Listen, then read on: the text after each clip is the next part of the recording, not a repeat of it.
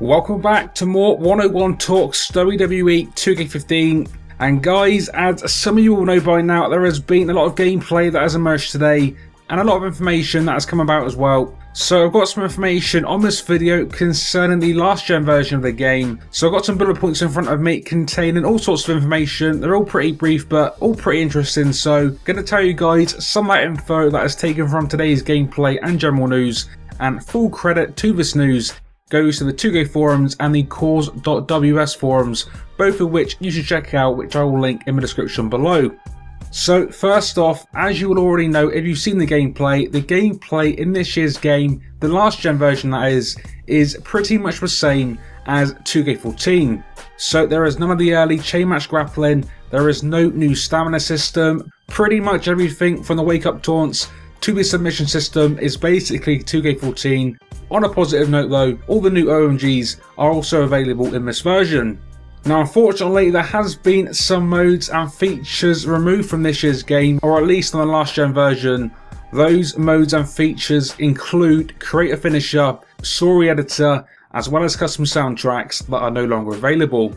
As far as Universe mode goes, from what I've read, it's again mostly pretty much the same, with the addition of something called a Story Challenger, which looks to be something along the lines of actually picking specific storylines for your Universe mode feuds. So that sounds kind of interesting and is definitely a plus. Kind of makes up a little bit for the lack of Story Editor, not quite the same but something at least. On to the creation suite now. There's not too many details available, but from what we do know, it is again pretty much the same.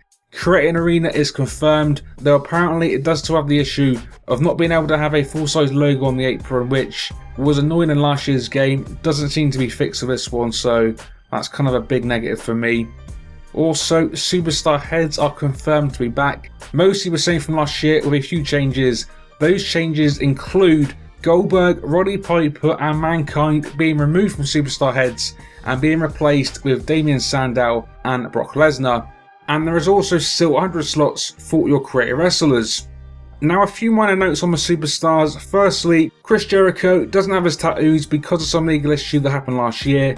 Batista does not have his Trunks logo because it's copyrighted. Seth Rollins and Dean Ambrose are still in their Shield attires with no alternative attires available. They've also still got their Shield entrances. And also, Stone Cold Steve Austin, for some reason, does no longer have his entrance vest. Now there is also some other bits and pieces like default champions, that kind of stuff, which I might cover in a separate video but not going to be covering on this one. Alternatively guys, you can check out the forums, which I will be linking below, which contains all that info.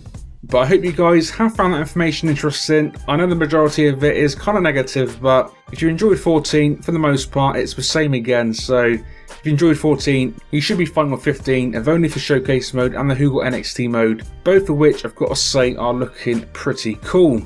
That is it for this one. Hopefully some of that is new to you. Expect much more 2K15 content from me coming very soon. And quickly, one final thing, if you guys haven't seen my final Universe mode episode on 2K14, that was uploaded earlier today, so feel free to take a look. I'll also be linking that down below. Again though, much more coming soon, so definitely stay tuned to the channel. And until next time, this has been 101, and I will see you all on the next one.